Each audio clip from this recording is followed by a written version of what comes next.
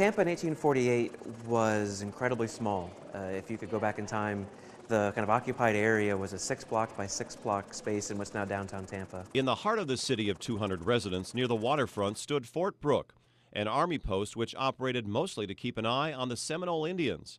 The people that lived here had no idea what they were in for. People back then would have no idea that a storm of any kind of magnitude is coming. But it was. With darkening skies and a shift in the wind, the soldiers used whatever they could to watch the changes. The folks at Fort Brooke had an accurate barometer, and that barometer was like weather radar in those days. That was what they looked at, and it was tanking that morning. It was heading down. In fact, to the lowest reading we've ever gotten in Tampa. Jim Wysong has studied the Great Gale of '48. The weather had been deteriorating for about a day and a half, and the barometer had really been dropping that morning.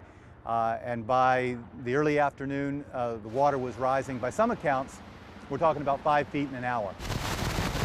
And it kept on rising. But a lot of the accounts are interesting because they liken this thing, they describe it as being like a tidal wave. And so storm-driven water, a storm surge, is kind of like a tidal wave in that it's not a splash and dash. It's water coming up, and it's water just moving in, and it just keeps on moving. But that water would have rolled in past where the St. Pete Times Forum is, and by most historical accounts, it didn't stop until it got to Tampa Heights. So it's not just 15 feet of water, it's 15 feet of water with wind-driven waves on top. You know, most of the buildings at Fort Brooke and the little town of Tampa were washed away. While residents floated out windows and sought higher ground, amazingly, no one was killed. Other parts of Tampa Bay took a hit as well. Out on Egmont Key, the lighthouse that stands today was built in 1858, 10 years after the Great Gale of '48 completely overwashed the island and mostly destroyed the original structure. The lighthouse operator Marvel Edwards and his family lived here on Egmont Key and survived the storm. As the story goes, Edwards put his family in a rowboat and came here to the center of the island. He tied the boat to a palm tree, and there they rode out the storm.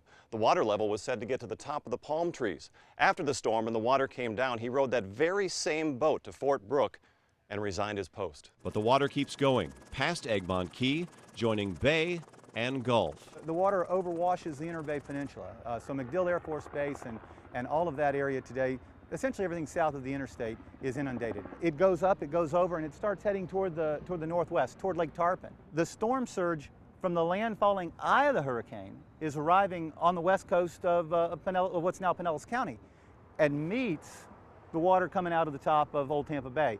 It's now a famous tourist attraction, but many people don't know that John's Pass was cut by the Great Hurricane of 1848. It was first navigated by a guy named John Levique, the first one to navigate a ship through the channel after the hurricane. It's interesting to kind of think about if a storm of the 1848, that severity hit Tampa today.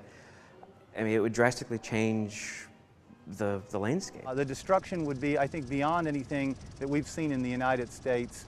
There's nothing to compare it to. Core samples taken along the west coast show that as many as 4 or 5 similar storms may have occurred in the last 2,000 years.